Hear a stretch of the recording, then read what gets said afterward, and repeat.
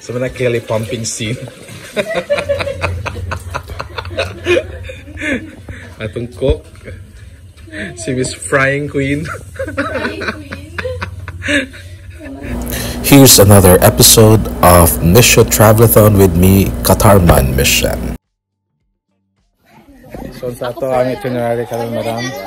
Mag-house blessing ta karon from magsugod ta sa zone 2 man dire nga da nga middle, zone 3. Pila ka zone din? Sa amo mga gwapa nga kauban niya. Magsugod ta sa Era Farm. Sige. Sa farm, baka naman maalala natin ang mga kagahapon natin sa farm. And look at that beautiful view on our way to the farm for the blessing.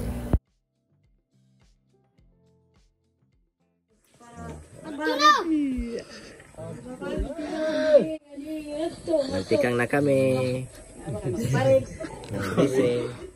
Welcome to the farm. Good morning, Bishop. Hari si Bishop na. Hello. Hi to my vlog.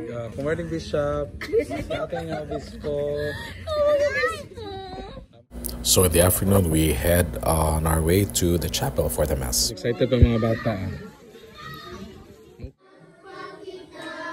And while waiting for others to arrive, we usually practice songs for the Mass with the children. Ngayong gabi, salamat! Okay.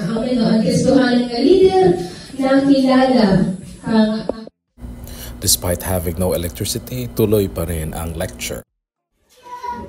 So we're now on the third day, and unfortunately, it's the third day also that we lost electricity. Today we are set to have children's catechism, preparing for First Communion, and continue house visits and house blessings.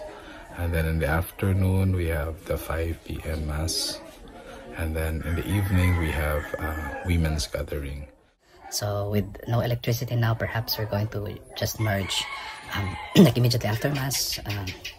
Magpadayon na dayon ang tipok sa kababaihan. Kaya ang reality dire, lisod na sila pabalikon. Once they're already in the chapel, we make use of the opportunity na nasa sila dito. Otherwise, they will go home and then they will not return. Especially walay kurente. Again, rely lang yan ng emergency light. And it's running out of juice also. Kasi may nagata. Ano nga pagkaluto? Sampurado. Sampurado kay pamahaw after paglimpyo. Habal-habal princess. Salamat sa pagbisita. Bilin lang.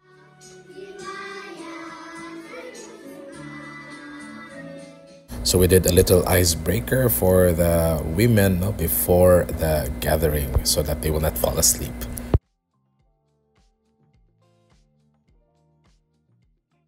Time nagawas good ang kanang tawhanan ng pamatasan, nagiging maisog, sa rin patagbugtok, nagiging dragon. So, nagiging dragon to apelido, pero tangnan.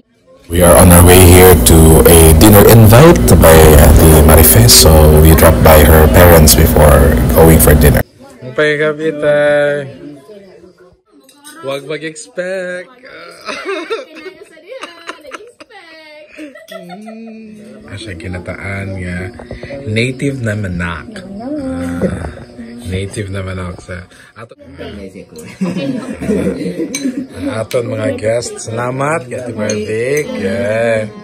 Salamat sa pagkakaon sa amo.